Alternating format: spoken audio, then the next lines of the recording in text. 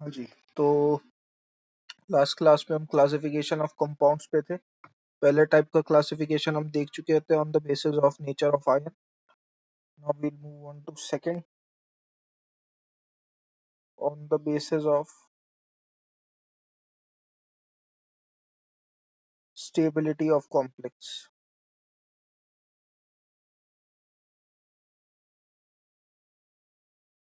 ठीक है ना। इसका मतलब आप हेडिंग से समझ सकते हो कि यहाँ पे कॉम्प्लेक्स की स्टेबिलिटी के बारे में बात चल रही है कि कॉम्प्लेक्स कितना ज्यादा स्टेबल होगा और कितना ज्यादा स्टेबल नहीं होगा। ऑब्वियस सी बात है।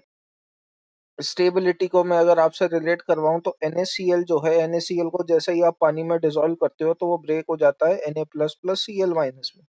मतलब ये NaCl पानी में स्टेबल नहीं है। पानी में अगर स्टेबल होता तो वो ब्रेक नहीं होता, लेकिन जैसे ही आपने NaCl पानी में डाला वो टूट गया, मतलब वो पानी में स्टेबल नहीं है। कोऑर्डिनेशन कंपाउंड में आपको पहले ही बता चुका था कि अपन कैपिटल ब्रैकेट से रिप्रेजेंट करते हैं समथिंग लाइक दिस, और ये पानी के अंदर ब्रेक नहीं होते। ठीक है। तो मैं पोटेशियम फेरोसाइनाइड का एग्जांपल ले रहा हूँ K4FeCN6। जब आप इसको डालोगे तो ये 4K plus plus FeCN6 minus में टूटेगा। क्लियर बात।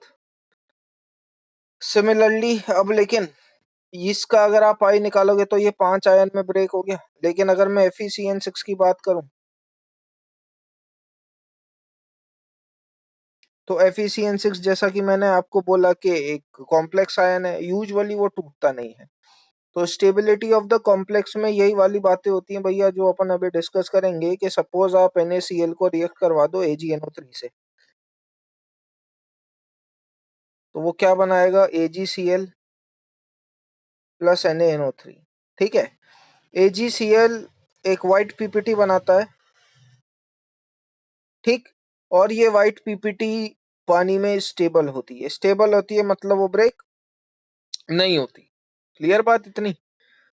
आगे अगर आप देखोगे, जब मैं आपको नोट्स भेजूंगा तो उसमें एक लाइन लिखी हुई है that on reacting NaCl and AgNO3 we get white PPT of AgCl। अब लेकिन ये व्हाइट पीपीटी ऑफ AgCl मिलने का सेंस क्या है, देखिए। ये व्हाइट पीपीटी ऑफ AgCl यानी कि आपको जो वाटर के अंदर जो स्टेबल कॉम्प्लेक्स मिल रहा है या जो आयन मिल रहा है, वो ये नहीं है कि अपन ने जैसे ही NaCl को AgNO3 के साथ रिएक्ट करवाया आपको AgCl मिल जाएगा। नहीं, आपको एक स्पेसिफिक कॉन्सेंट्रेशन का NaCl और एक स्पेसिफिक कॉन्सेंट्रेशन का AgNO3 लेना पड़ेगा, तभी आपको AgCl मिलेगा। मेरे कहने का मतलब यह है कि ये दोनों भले ही कितनी भी फास्ट रिएक्शन कर लें, लेकिन AgCl ऑब्टेन करने के लिए आपको NaCl की एक स्पेसिफिक कॉन्सेंट्रेशन और AgNO3 की एक स्पेसिफिक कॉन्सेंट्रेशन लेनी पड़ेगी। ये नहीं NaCl बिल्कुल ही मतलब माइन्यूट क्वांटिटी में ले लिया, AgNO3 भी आपने माइन्यूट क्वांटिटी में ले लिया और वो दोनों ने मिलके आपको AgCl एक स्टेबल कॉम्प्लेक्स बना के दे दिया। ऐसा नहीं होगा।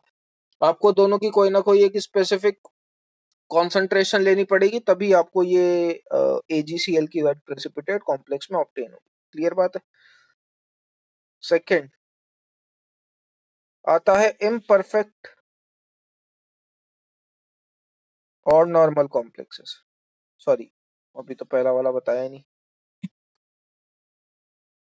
शिट। देखिए, on the basis of stability आप दो तरीके से चीजों को डिवाइड करते हो। पहला आता है परफेक्ट और पेनिट्रेटिंग कॉम्प्लेक्स। सेकंड आता है इम्परफेक्ट और नॉर्मल कॉम्प्लेक्सेस। परफेक्ट या पेनिट्रेटिंग कॉम्प्लेक्स। पेनिट्रेट का मतलब क्या होता है, जिसके आर पार आप जा सको। ठीक है ना।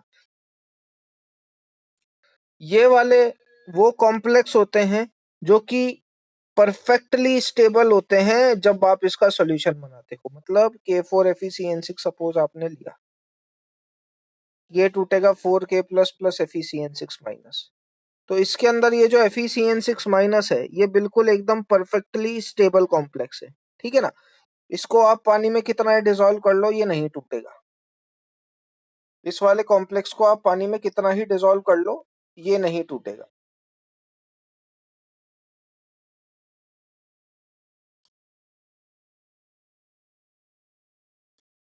लेकिन इम्परफेक्ट कौन से होते हैं भैया? इम्परफेक्ट वो होते हैं जो होते तो कॉम्प्लेक्स ही है लेकिन वो फिर भी पानी में टूट जाते हैं। एग्जाम्पल आपको स्पेसिफिक ध्यान रखना है, जो मैं लिखवा रहा हूं उसके अलावा आपको कोई सा एग्जाम्पल ध्यान नहीं रखना।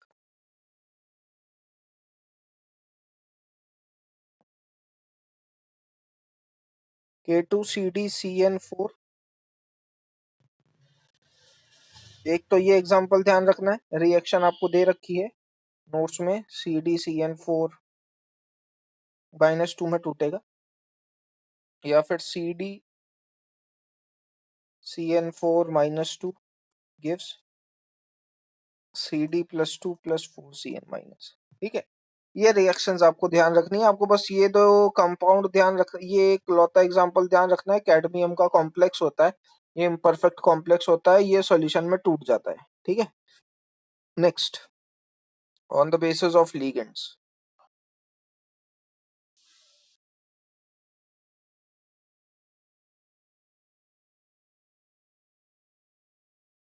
लिगेंड्स के बेसिस पे हम इसे 2 या 3 कैटेगरी में क्लासिफाई करते हैं। एक होता है होमोलिप्टिक और एक होता है हेट्रोलिप्टिक। लिगेंड क्या होते हैं ये थोड़ी देर में बात करेंगे। होमोलिप्टिक मतलब जब लिगेंड एक ही हो, जैसे PtCl4-2, ये होता है central metal atom. Central metal atom के अलावा उसके आजू बाजू जो भी एलिमेंट होते हैं वो होता है लिगेंड। तो सेंट्रल मेटल एटम के अलावा जो लिगेंड है वो क्लोरीन है, और 4 क्लोरीन है लेकिन चारों एक ही जैसे हैं। ठीक है ना, मतलब अगर लिगेंड का टाइप सेम है, जैसे क्लोरीन है और चारों ही क्लोरीन है, इसे आप होमोलेप्टिक बोलते हो। लेकिन अगर कॉम्प्लेक्स कंपाउंड के अंदर एक से ज्यादा लिगेंड प्रेजेंट हो, इथाइलिन डायमीन होता है। आगे आएगा ये जब मैं क्लासिफिकेशन ऑफ लिगेंड करवाऊंगा।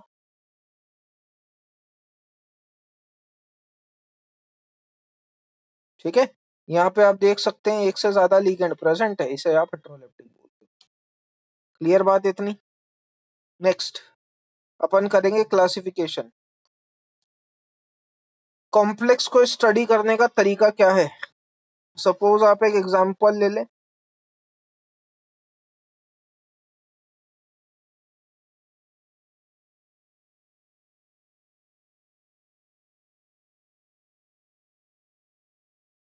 ठीक है,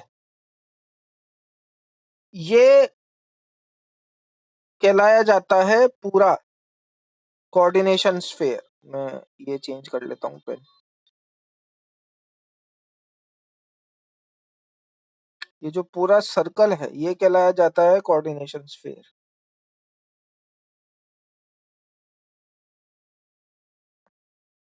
अब मैं आपसे पूछूं कि भैया बताइए इसमें टूटेगा कौन, आयनाइजेबल पार्ट कौन है? तो आप आराम से बता सकते हो कि सर आयनाइजेबल पार्ट ये है। कैपिटल ब्रैकेट के अंदर वाला तो कभी टूटता नहीं, क्योंकि यहाँ पे क्लोरीन आयनाइजेबल पार्ट है, मतलब वो टूट सकता है। इसे आप बोलते हो आयोनाइजेशन स्फीयर।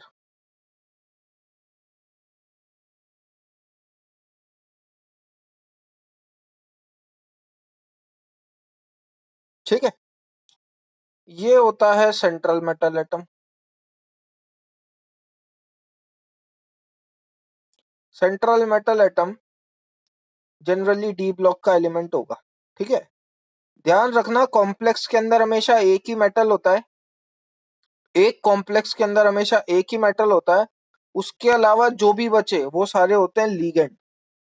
ठीक है, वो सारे होते हैं लीगेंड, यानी कि ये भी लीगेंड है, कॉम्प्लेक्स के अंदर की बात चल रही है, और ये भी लीगेंड। और लीगेंड का जो भी नंबर होता है, यानी कि ये और ये, टोटल नंबर कितना आया? 4 और 2 6, वही कहलाया जाता है coordination number, number of ligands. उसे अपन बोलते हैं कोऑर्डिनेशन नंबर। यहां तक बात क्लियर होगी होपफुल। ठीक है, अब नेक्स्ट अपन बात करते हैं टाइप्स ऑफ लिगेंड की।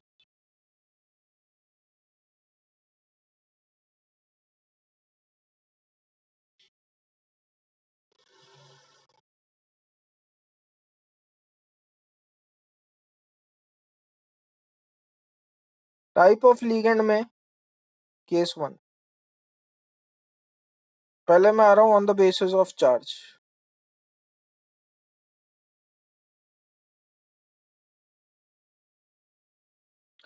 चार्ज के बेसिस पे आप लिगेंड को तीन तरीके से क्लासिफाई कर सकते हो। पहला होता है negatively charge ligand,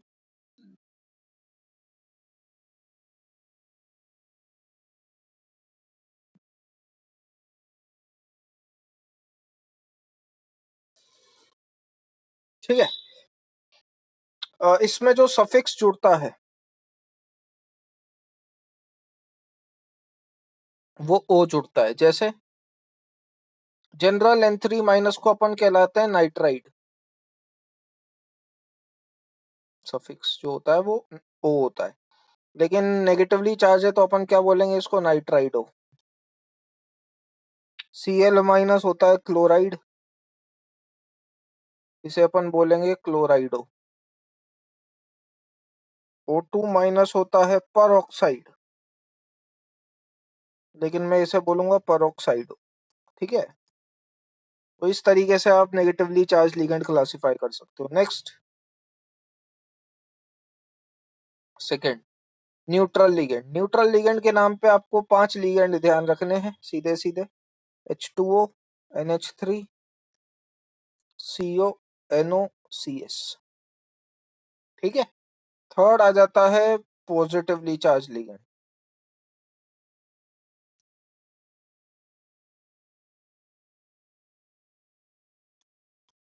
positively charge ligand माने NO plus, Cl plus, Br plus. इसके अंदर जो सफिक्स होता है वो होता है EM। जैसे इसका नाम आएगा नाइट्रोसिलियम। अब आप एक कंफ्यूजन में हो सकते हो कि सर NO न्यूट्रल भी है, NO पॉजिटिव भी है, हमें कैसे पता चलेगा कौन सा क्या है। तो भैया NO पॉजिटिव सिर्फ Fe के कॉम्प्लेक्स में होता है, उसके अलावा वो किसी और कॉम्प्लेक्स में नहीं होगा, ठीक है ना। NO के ऊपर प्लस चार्ज सिर्फ Fe के कॉम्प्लेक्स में होगा, उसके अलावा वो किसी और कॉम्प्लेक्स में NO के ऊपर पॉजिटिव चार्ज नहीं आएगा, ये आपको ध्यान रखना है, ठीक बात है।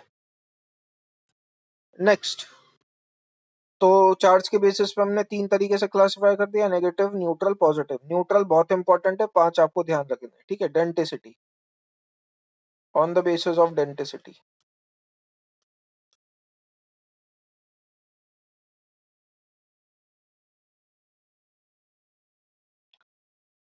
डेंसिटी क्या होती है?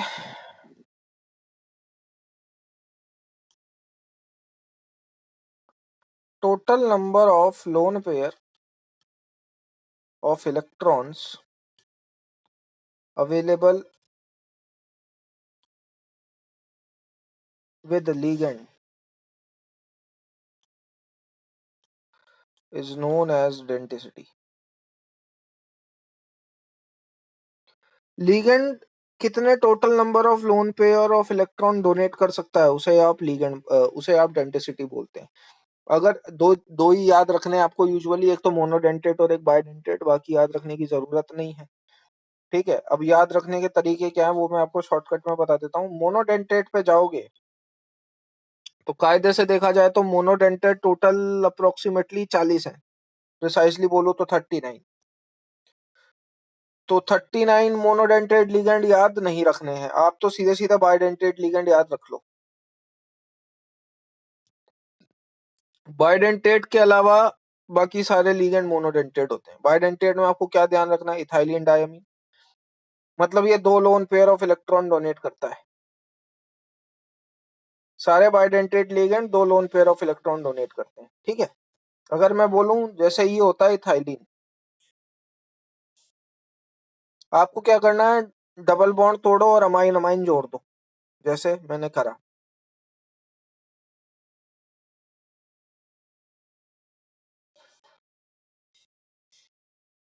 ये देखिए, 2 साइड से loan pair of electron donate हो सकते हैं सेंट्रल मेटल एटम को, इसलिए इसे बायडेंटेट बोलते हैं। क्लियर बात है। तो एक तो ईएन बायडेंटेट होता है, एक ऑक्सलेटो बायडेंटेट होता है। ऑक्सलेट होता है C2O4 - 2, OH से भी इसको डोनेट करते हैं, ठीक है, डिनोट करते हैं, सॉरी। ग्लाइसिनेटो, GLY से इसे डोनेट करते हैं। तो मेनली तो आपको ये वाला और एक ये वाला ध्यान रखना है, बाकी ना भी रखोगे तो चलेगा। ठीक है, बाकी रेस्ट क्लासिफिकेशन में अभी थोड़ी देर में करा देता हूँ। नेक्स्ट आ जाता है सिमेट्रिक बाइडेंटेट लिगेंड और अनसिमेट्रिक बाइडेंटेट लिगेंड।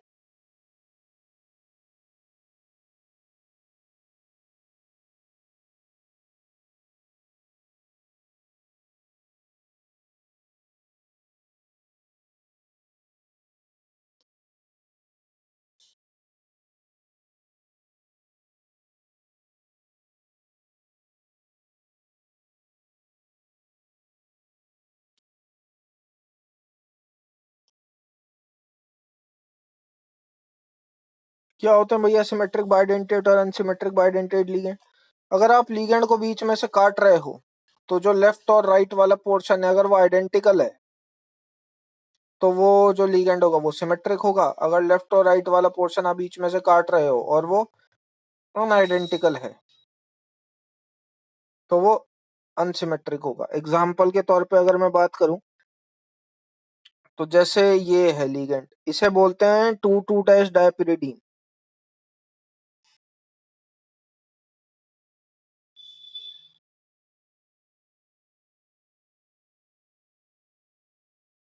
इसको अगर आप बीच में से काटोगे तो आपको आइडेंटिकल स्ट्रक्चर मिलेगा, मतलब ये है सिमेट्रिक।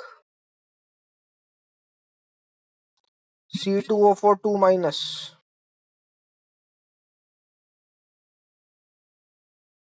इसे बीच में से काटोगे सिमेट्रिक।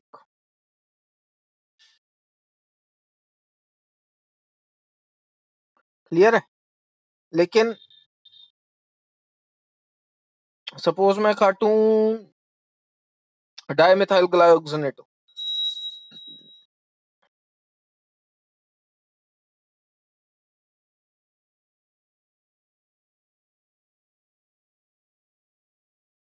एसिमेट्रिक। ठीक है, तो यहाँ आपकी क्लासिफिकेशन होती है खत्म। यहाँ से अपन नेक्स्ट क्लास में कंटिन्यू करेंगे। ठीक है, चलिए।